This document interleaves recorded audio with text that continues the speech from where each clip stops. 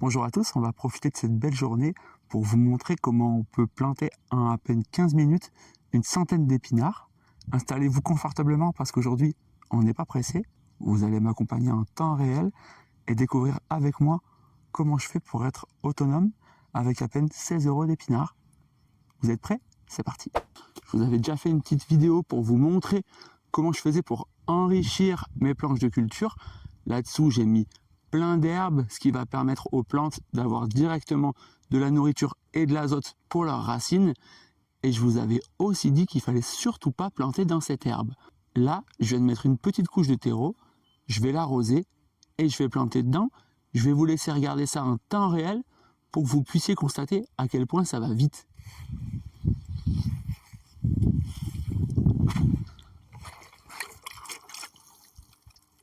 D'abord un petit arrosage. Rien de compliqué. Là, on est au printemps. Et c'est l'eau de mes mares. Le seul problème qu'il peut y avoir avec l'eau de la mare, c'est que des fois, il y a un petit peu de terre qui peut se mettre au bout. Et du coup, ça bouche un peu. Alors, c'est une mare bien vivante. Elle est remplie de vie. Donc forcément, c'est les aléas. Je me fais pas trop de soucis sur le niveau de pollution de l'eau. C'est bien vivant. Donc pour moi ça va, c'est l'eau de pluie, il n'y a pas eu spécialement de polluants dedans. Donc j'arrose gentiment, voilà, ça me prend vraiment 30 secondes. J'aime bien le faire avant, au moins j'humidifie mon sol.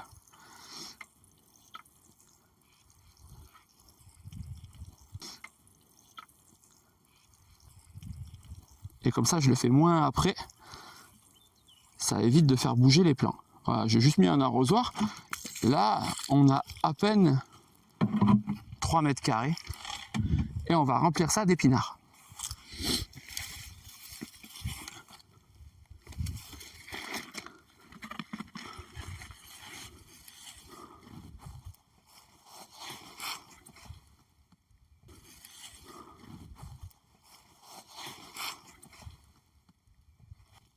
Donc là, pour vous donner une idée, je viens d'acheter un plateau de 90 épinards pour à peine 10 €. Allez, c'est parti, on va commencer à planter dans le petit terreau que je viens d'acheter.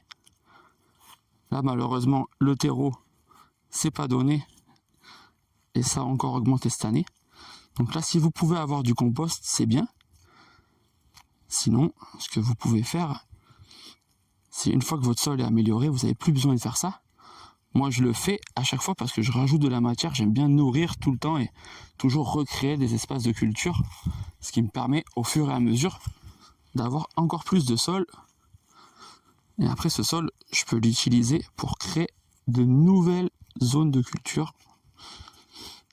En fait, c'est un peu comme un bac à compost géant. Et puis, ça me permet aussi de stocker du CO2. Même si je ne suis pas à fond sur le CO2, c'est toujours ça. De toute façon, c'est vraiment toujours très chouette de voir le sol évoluer et de voir cette transformation faite ici, plutôt qu'elle soit faite ailleurs.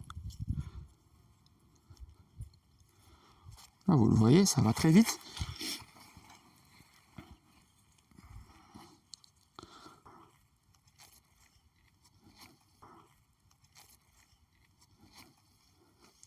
Je les mets vraiment proches pour éviter l'enherbement. Et du coup, ça c'est une petite technique qu'on voit dans les livres de perma. On plante avec une forme de triangle. On met les plants en fait en quinconce, ce qui nous permet quasiment, je crois, de faire x1,5. Donc des fois, il y a des petites choses comme ça.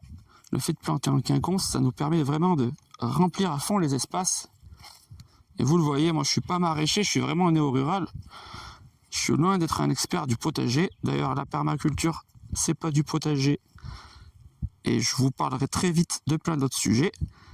Mais comme c'est le printemps, c'est les beaux jours, forcément, vous avez envie d'en savoir plus. Et moi aussi, j'ai envie de partager ces petits moments ensemble, tout simplement parce que l'autonomie, ça passe aussi par produire sa nourriture. Même si je vous cache pas que je produis pas tout, comme me le disait un de mes élèves hier, une fois qu'on a goûté à ses propres légumes, c'est très compliqué de revenir à ceux des autres. Là, on n'est pas encore au sein de glace. Donc ce que je fais, c'est que je tente une culture intermédiaire d'épinards en me disant, hop, il fait déjà bon. On va voir ce que ça donne. Et maintenant, j'ai un congélateur. Du coup, d'ici 5-6 semaines, j'espère pouvoir récolter tout ça et enchaîner sur les légumes d'été. Vous le voyez, ça n'a rien de compliqué. Et ça avance vraiment, vraiment vite. Là, sur 3 mètres carrés, je vais blinder. Ce qui me permettra ensuite de les récolter. Et là, après, un congélateur. Hein. J'aime vraiment bien ce moyen de conserver mes légumes parce qu'en fait, ça perd pas en nutriments, en vitamines et en minéraux.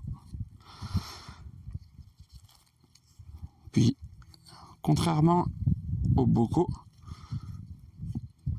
ça prend vraiment moins de temps. Et en plus, contrairement aux bocaux, il n'y a pas besoin de chauffer. Et en général, les bocaux, on les fait l'été. C'est vraiment un moment où, vous le savez, moi qui suis spécialiste en thermique de bâtiment, j'aime pas du tout chauffer.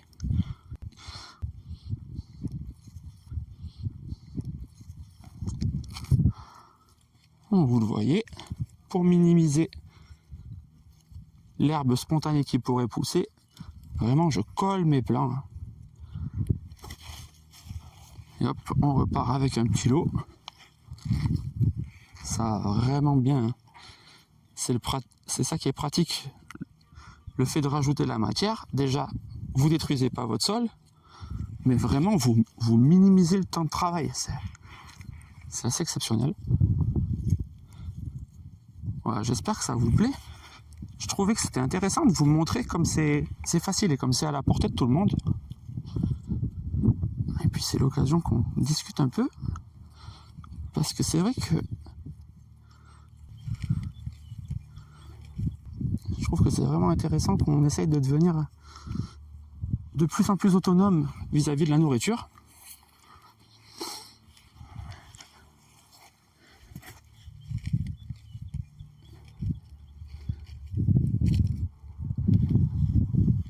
Et puis surtout cette idée que on n'aurait jamais dû perdre cette autonomie.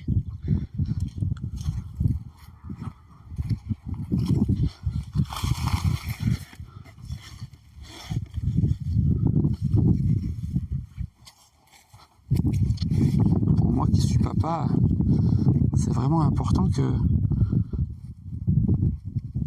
mon fils il ait au moins ces bases-là, de se faire sa propre nourriture. Alors encore une fois, ça veut pas dire être maraîcher, ça veut pas dire passer son temps à ça, mais c'est un savoir qui aurait jamais dû être perdu. Et c'est pour ça aussi l'intérêt de cette chaîne YouTube. Et pour ça, il faut remercier ces plateformes d'avoir accès à cette connaissance. C'est pour moi vraiment important de se dire comment on répond à nos besoins les plus vitaux. Et ça, on l'a vu pendant le Covid. On pourra compter que sur nous. On a beaucoup trop tendance à se reposer sur l'État. Sauf qu'évidemment, s'il y a un problème, chacun pensera d'abord à lui. Et c'est vrai qu'actuellement, on peut se poser la question, est-ce que c'est vraiment rentable de faire un potager? Alors moi, je vous ai montré comment j'étais autonome avec de très petites sommes d'argent. Mais c'est vrai qu'au final, il faut du terrain, il faut de l'eau. Donc là, l'eau, ça se récupère, mais bon, il faut la mettre en place. Des fois, il faut un coup de pelle. Nous, ici, on a creusé à la main, mais c'est pareil, il faut pouvoir prendre le temps, etc. Donc, on peut se poser la question quand on voit le prix des légumes au marché. Mais la question, c'est le savoir. Et puis, là, des fois, on voit des coups de bourse, ça descend, ça monte. Mais si un jour on a faim, tous ces coups de bourse, qu'est-ce qu'ils vaudront? Ils vaudront plus grand-chose. Donc là, on peut se dire qu'on est en France, qu'on est protégé. Ça vaut quand même le coup de cogiter. qu'est-ce qui se passe si ça s'arrête? Et même humainement parlant, c'est quand même toujours compliqué de se dire pourquoi ça serait à quelqu'un d'autre de faire le sale boulot. Donc ça vaut le coup de produire sa popote déjà juste pour voir et comprendre le travail que c'est. Et finalement, ça nous fait réfléchir sur le fait que la nourriture ne coûte vraiment pas cher. Alors je sais que peut-être qu'en entendant ça, certains vont se dire « Oh là là, c'est pas possible ». Mais au final, je suis quasiment certain que votre téléphone coûte beaucoup plus cher que votre budget annuel de nourriture. Après, ça dépend d'où on se sert, mais c'est vrai que moi qui suis en Ardèche, j'ai la capacité d'avoir accès à d'excellents maraîchers qui sont vraiment pas chers et d'excellents agriculteurs aussi, parce que même la viande qui est de super qualité est à 14 € le kilo quand on va directement au producteur pour de la viande en bio élevée 100% à l'herbe. Donc si vous vous posiez la question, je ne suis pas végétarien.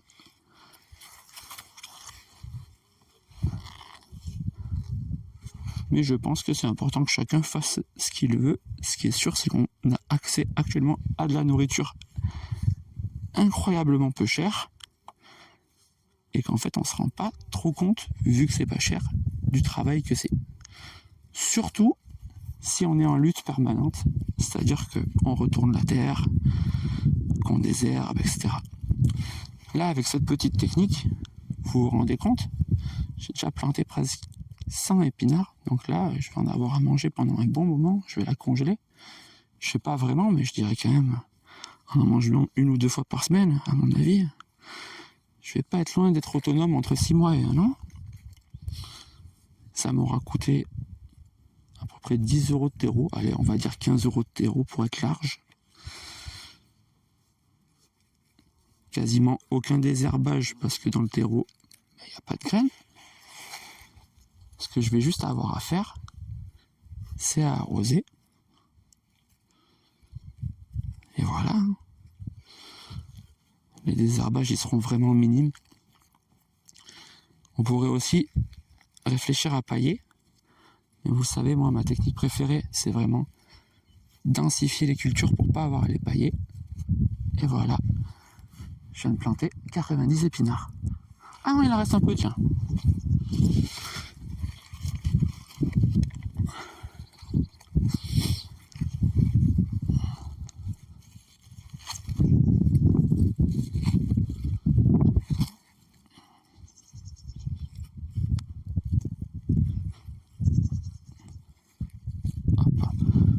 D'un côté, ça tombe bien, il me restait un peu de place. Alors, j'ai pas calculé exactement l'espace dont j'aurais besoin, je l'ai fait un peu à la louche. Mais je vous rappelle que sur mon site web, je vous ai mis un petit calculateur qui vous permet de calculer avec précision vos espaces. Ça vous permet de planifier justement en avance vos rotations et votre potager. Et ça, c'est mis gratuitement pour vous. Je vous mettrai, comme d'habitude, le lien dans la description. Là, ça manque un peu de terreau. Hop. Désolé pour le bruit, c'est pas forcément très agréable. Mais j'en remets. Et puis je me suis aussi acheté 2 petits bouts de coriandre. Parce que j'aime ça. Et voilà. Je viens de mettre mes 100 épinards. 90 exactement. Et ça aura pris 14 minutes. Vous voyez comme ça va vite. Sachant que la planche, elle est en place. J'aurais plus jamais à la remettre en place. Juste de temps en temps, je rajoute un peu d'herbe. L'hiver, un peu de broyat. Et voilà.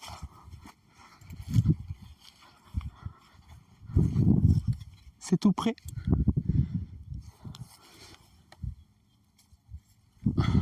On va se faire plaisir, on va se mettre la coriandre ici. J'en ai pas pris beaucoup parce que celle-là, je la congèle pas, j'aime bien la manger fraîche.